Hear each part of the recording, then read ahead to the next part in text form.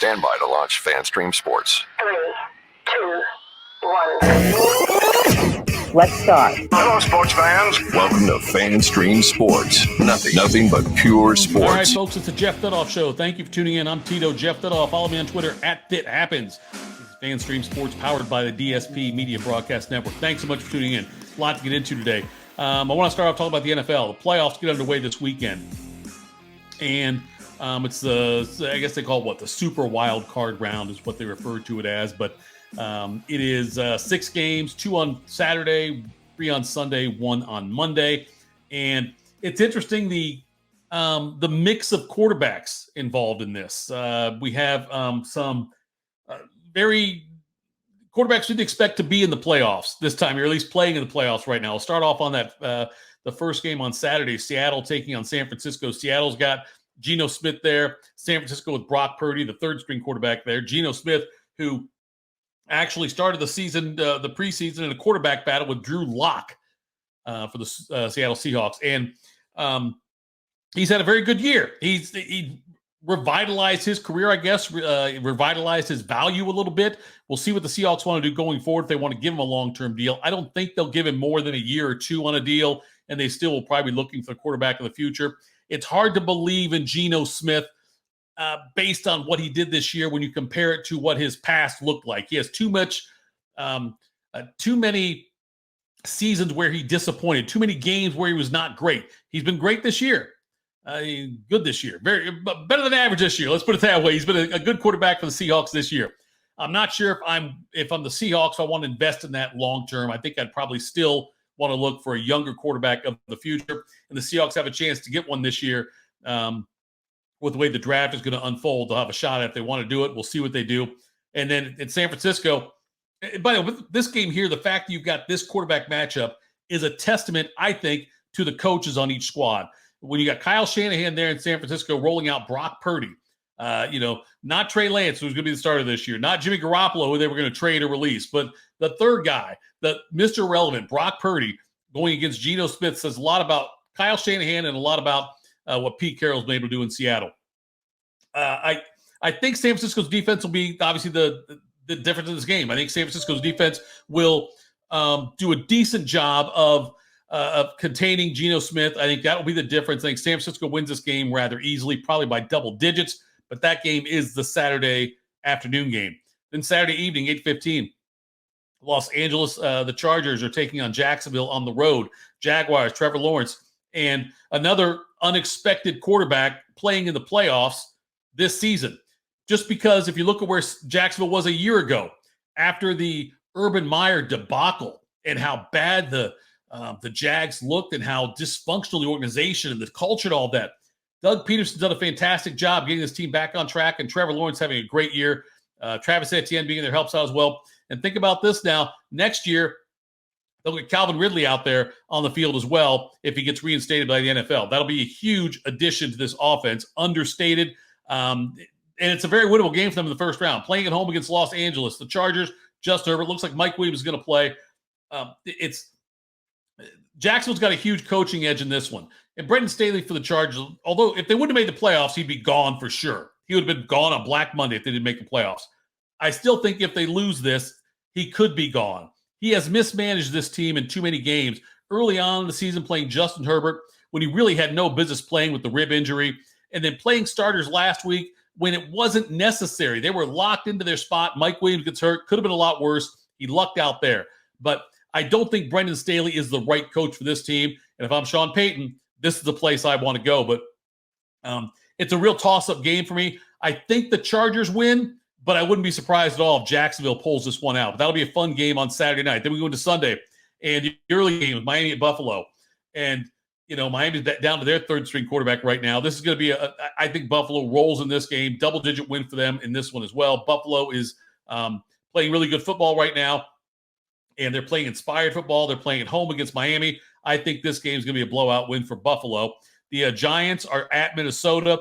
Should be a fun game to watch here as well. The Giants secondary is not good. I expect the Vikings to really try to push the ball through the air, and I think you'll see big games out of Kirk Cousins and Justin Jefferson specifically in this game. I think the Vikings end up winning it. Should be a good game, though. The Giants playing with a lot of confidence with Daniel Jones and Saquon Barkley, and it's been a great season for the Giants to get to this point, but I think Minnesota wins this game. That's the 4:30 game Eastern time on Sunday. Sunday night game, Baltimore's at Cincinnati, and Baltimore, we're not sure who's going to be under center for them. Tyler Huntley's taking some snaps. Not sure if it'll be Lamar Jackson already tweeted out he's not playing. His knee is still unstable. So the Bengals catch a bit of a break there from the standpoint of that they don't have to face Lamar Jackson. But the Bengals, they've got a real swagger to them. They've got a real cocky confidence in them, especially when they're at home. I think Cincinnati wins this game. I know that Baltimore's going to run in there with J.K. Dobbins and try to. They kept him out of the game last week and tried to use him to try to get him, I'm guessing, 20 to 25 touches when it's all said and done. I just think Cincinnati is too strong. I know they're losing two. They have two offensive line starters that are out. That will be a factor, but I think as long as Burrow gets enough time, I think he will. With the receiving weapons he's got, Samaje Perine and Mixon both out of the backfield. The Bengals, like I said, they're playing with a real confidence, a real swagger right now. They just beat the Ravens this past weekend, so I expect the Bengals to win to that one.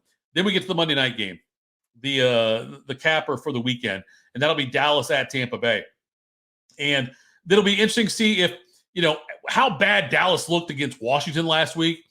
If they look anywhere near that bad, they have no shot in this game against Tampa Bay. Tampa Bay playing at home, Tom Brady. We're never sure if it's Brady's last game. There's always that factor, that part of it. You play into it. I think Mike McCarthy's coaching for his job in Dallas. I do believe that if Dallas loses this game, I know Jerry Jones came out and he said, his job is safe. He also said his job will not be dependent on the outcome of this game. I think that's bogus. I think it's BS. I think that if Dallas loses this game to Tampa Bay, even if it's a close game, I think no matter what, if they lose this game, McCarthy's either fired or resigns, and Sean Payton will be on the very, very short list for Jerry Jones there. Now, unless Sean Payton's not available, let's put it this way. I think McCarthy's gone if Sean Payton's an option. If Sean Payton is not an option, if Payton takes the Broncos job or says, I want the Chargers job instead or whatever, if Payton does that, then I think McCarthy gets another year. But if Payton is available and says to Jerry Jones, you know what, I'd really consider coming to Dallas, then I think it gets done. McCarthy's gone with a loss to Tampa Bay. And then we have to hear more Tom Brady hype for a week or so leading into the next game and see what, with the, is this his last game? Brady magic in the postseason, whatever. Anyway, also, if the Bills and Chiefs meet in the AFC Championship game, it was determined that it'd be a neutral site game. And they settled on this. They did this now. They announced it. I'm not happy with how they did this because Buffalo and Kansas City in January, you're talking like cold, wind, elements, and I'm a big fan of seeing elements in football. I don't like all the domes. I don't like all the warm weather stuff. In football, I want to see the players' breath in the playoffs. I want to see them. Cold out there. I want to see wind. I want to see snow, rain, sleet, whatever. And I want to see the players really having to battle through elements. So I was hoping that they would maybe put the game in, say, Pittsburgh would be a good spot, but somewhere where there would be an outdoor venue that didn't have weather issues, that could have weather issues potentially. And what they've done instead is they've decided it's going to be in Atlanta. If the Bills and Chiefs play in the AFC Championship game, it will be set in Atlanta. And in the Dome, the Buckeyes just got done playing there in the Peach Bowl against Georgia. I hate Dome football. I really do. But the NFL came out and announced that would be the neutral site, that if the Bills and Chiefs both make it to the championship game, that's where they will play in Atlanta in the Georgia Dome, Mercedes-Benz Dome, I guess I think what it is now. Sean McVay for the Rams. And after winning the Super Bowl last year, and the Rams went all in on that Super Bowl last year, head coach for the Rams, Sean McVay, they traded a lot of future assets. They signed contracts that would be team friendly for right now, but they're going to have to pay the piper down the road. And they made moves for veteran guys who don't have a long shelf life, knowing they have to pay them beyond when they're, productive on the field. And after last year, there's always talk about Amazon was pursuing Sean McVay to take the role, that Kirk Herbstreit now has with Amazon as far as on the Thursday Night Football. Like a lot of money being thrown around to get the young Sean McVay into that. McVay rejected those overtures, and is decided to stay with the Rams. This year's been a disaster for the Rams. They have the worst record of a defending Super Bowl champion, I believe, and injuries to Stafford, injuries to Cooper Kupp. The running game couldn't get going. They traded for Allen Robinson. That didn't work out. When they got Allen Robinson from the Bears, that wasn't a great deal. Aaron Donald got a year older. So all these things contributed to a really disappointing year for the Los Angeles Rams. And there's rumblings again that McVay might look to the TV world or look to take a year off regardless. But McVay has not said what he's going to do. What he did do, and I think this is such bogus crap that McVay did this. McVay told all of his coaches, hey, if you want to go out and look for a job somewhere else, go ahead.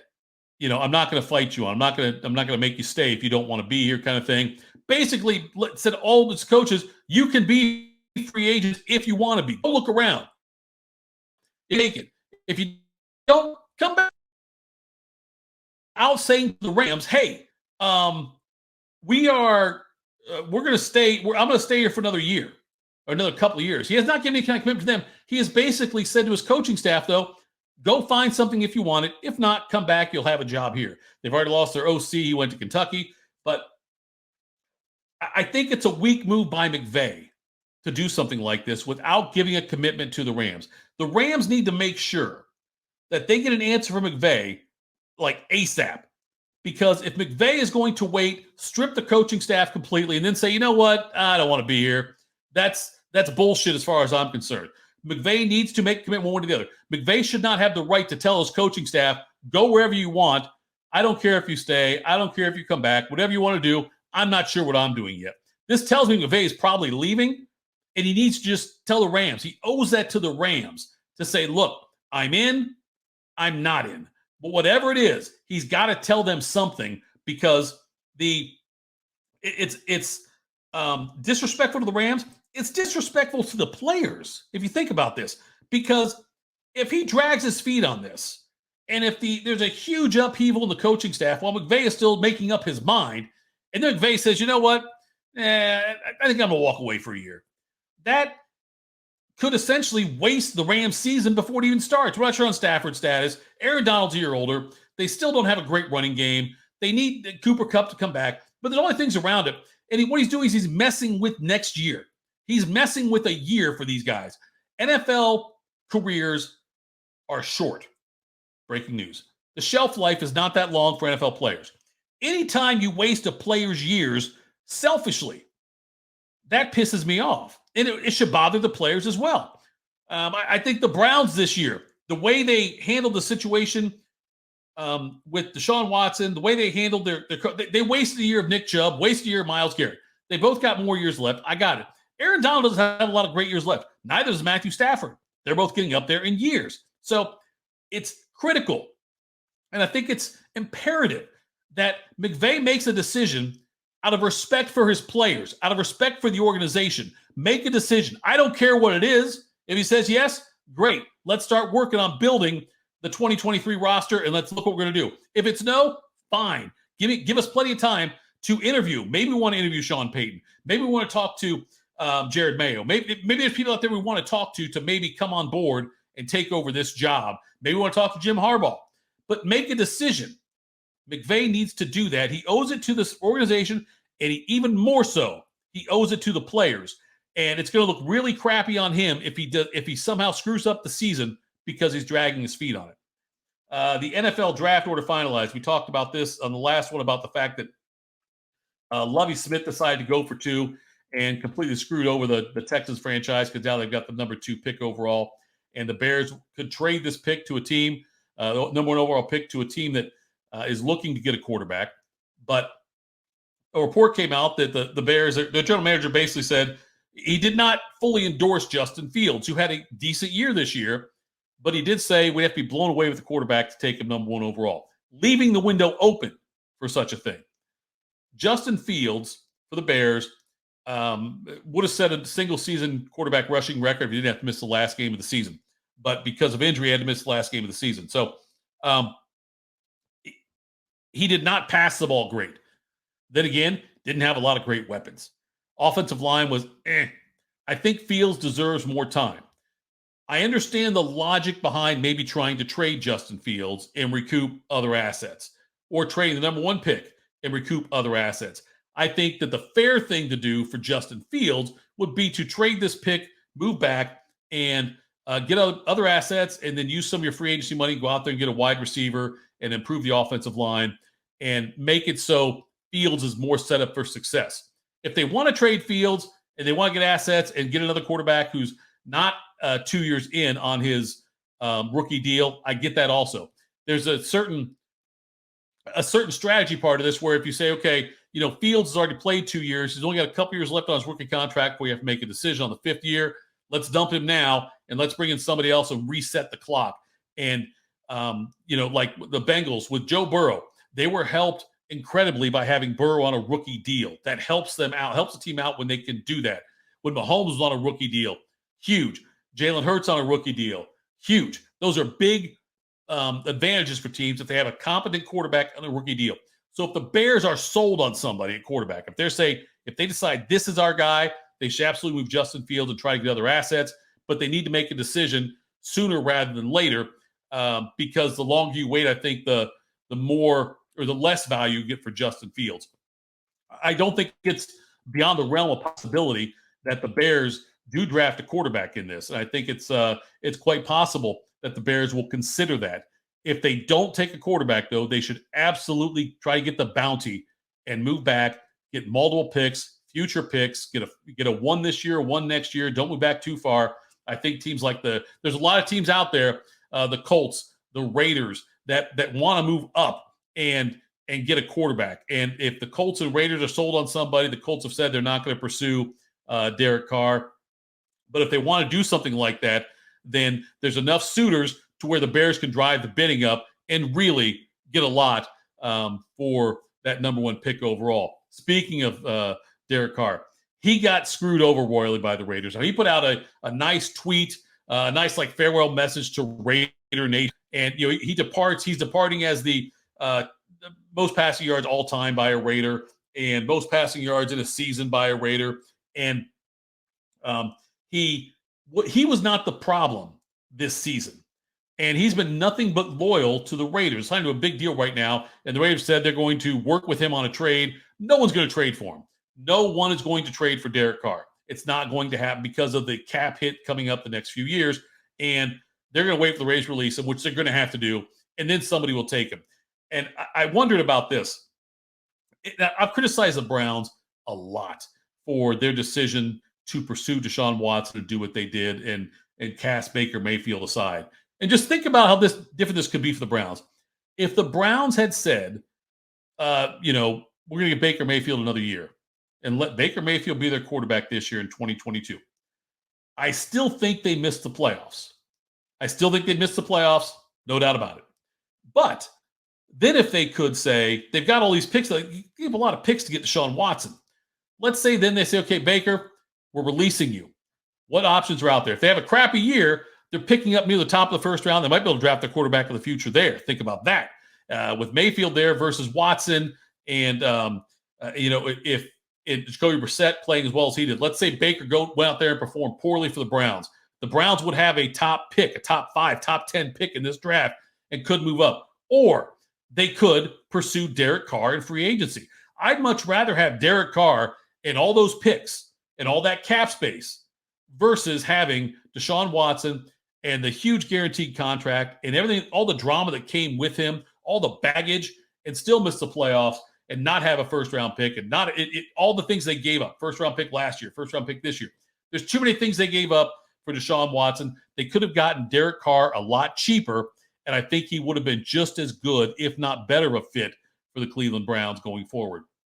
We'll see more about this Browns. I know they fired their offensive coordinator now, and they've got to make changes there, and we'll see how much of a role Deshaun Watson plays and bring somebody in. I did not see the old Deshaun Watson this year. I know it's been a couple years since he played, but I did not see any real evidence that Deshaun Watson has, kind of what he had before all the incidents happened, the fact he had to sit out all that time. You remember Deshaun Watson, by the way, he had to play. He wanted to play a big role in in the hiring of Houston's head coach was gone after 1 year. He got butthurt over that, and then was upset that they didn't consult him at all on that. He thought he should be consulted on that. We'll see how much the Browns let him get involved with the situation as far as offensive coordinator goes in Cleveland. All right, let's move on to college basketball. And John Calipari, he is, first of all, I think the guy's shady. Let me put it that way. I've always, everywhere he's gone, there's been, as far as the college goes, he went to UMass, a lot of success there. Marcus Camby went to an NCAA championship game. He leaves. All these different things come out afterwards that they end up punishing the program for. Same thing at Memphis. Goes to Memphis, does very well there. Things come out after he leaves. And now he's at Kentucky. He wasn't a very good NBA coach too, by the way. And he was the first coach to really like embrace the one and done concept. And he saw this as the opportunity to recruit players knowing they'd be gone after a year.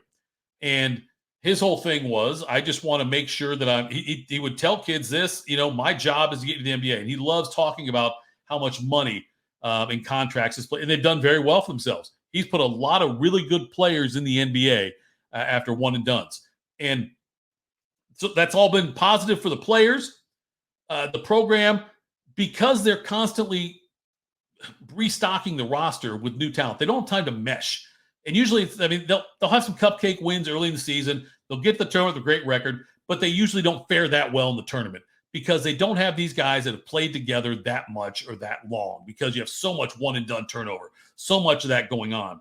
And now Calipari, a couple years ago, the COVID year, they were under 500. Last year, they got beat in the first round by St. Peter's in the NCAA tournament. And now this year, they're off to like a 10-6 start, and they got blown out in their losses. They're losing to teams that they would never lose to before.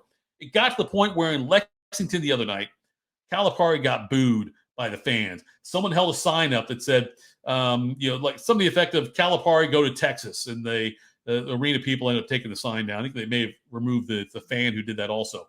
If I'm John Calipari, he's got a lifetime contract, by the way, at Kentucky. So he can stay there as long as he wants. If they fire him, they owe him a huge buyout. But he could stay as long as he wants. If I'm John Calipari, I say, you know what? Screw this. And I would call Texas and say, how much will you pay me to come down there? And I think Calipari's shtick's the wrong word. Calipari's I think he's had to run at Kentucky games in the tournament last year. This happened. It's because they had a bad season the COVID year. Then they lose in the first round to say it's been a while since they won an NCAA tournament game now. So that's where all the venom is coming from Big Blue Nation there. So I think if I'm Calipari, I would seriously consider calling Texas and saying, I need this. Offer me this money. I think Texas comes up with it and takes him in a heartbeat after they fired Chris Beard for what just happened with him. And I think that'd be a smart move for Texas and probably a smart move for Calipari. Oh, by the way, in a couple of years, Texas joins the SEC, and he would get a chance to play in Lexington or coach against in Lexington every year. So, depending on the schedule, I guess, maybe not every year, but often. So, I think that's what Calipari should do. I think that but when you go to Kentucky fans now, I ask Kentucky fans, and I've asked the same thing of Michigan fans and of Michigan football fans, Ohio State football fans, when fans have said, get rid of Ryan Day, get rid of Jim Harbaugh all these times. My question to you is, who will you get that's better?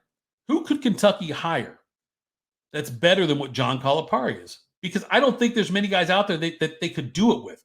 Kentucky's had a lot of bad hirings in basketball. I shouldn't say a lot. Several over the years, though, that have set the program back till Calipari came back. So Nebraska football, same kind of thing. They got rid of Frank Solich after he was in success, and they have not gotten back to that point. Whenever you got to be very careful if you decide to move on or force a coach out. And if Calipari decides to leave, there's an unknown of what Kentucky would get next, because they haven't always had great basketball coaches. They've always had high demands for basketball, but not always great basketball coaches. So if Calipari does up and leave, if he says, I'm fed up with this crap, I don't deserve this from the fans, and goes somewhere else, I'm telling you, Texas would be great to have him. And I'm not sure Kentucky might get set back drastically. Look at what happened to Louisville after they had to lose Rick Pitino. Granted, his own doing, but look where Louisville's at now also. And I can see Kentucky slipping back into that kind of abyss to where it takes a lot to pull out of it. speaking of college basketball, crazy mediocrity this year. And it's going to set up for a fun NCAA tournament. I have no idea who the best team in the country is. And usually at this point, we have an idea of who it is. But you can usually narrow down to one or two teams. This year, though, I have no idea who it is. It could very well be Houston. It could be Kansas. I don't know. It could be Purdue. I have no confidence. If you told me I could pick any four teams to win the championship, and I would take those and you would take the field, I would not want to be on my side of that bet because I think there's 20 teams that could win this NCAA tournament this year. It's going to make for a good tournament. There's going to be a lot of upsets, and just because you're a number one seed doesn't mean you get a 1-4 this year. It's going on this being what it is, and the one and dones. There is so much turnover, so much uncertainty in college basketball that it's hard telling which teams are going to be the best and cutting down the nets come that first weekend in April. Okay, another thing I want to get to here about baseball. And this year, in all 30 AAA minor league baseball parks, there's 30 AAA minor league teams, and all 30, they're going to use the electronic strike zone. There's a couple different ways they're going to do it. In like half the games, it's going to be just that's the call. And the other half, it's going to be there's a challenge system in place, kind of like what they do in tennis, where you can challenge a call. I think you get like, 2 or 3 challenges a game. And if you get it right, you don't lose a challenge. If you get it wrong, you lose a challenge. But there's going to be that going on. And I'm interested to see how this will work with AAA baseball. I've got AAA baseball stadium downtown Columbus here. I'm going to go check it out there and see. I think I'm okay with doing this. And the reason being is it will absolutely give you consistency across the board on strikes. Now, that used to not be a huge issue in baseball. A lot of the times, because as a fan, you didn't have access to a lot of baseball games, and you didn't have access to these different cameras and different graphics you put up there to see where the strike gets called. But different umpires had different strike zones. Different leagues had different strike zones. And it became more apparent that there was a lot of inconsistency once we got better graphically and better with cameras to see how many umpires were really missing calls. So I'm hoping this takes that out of it.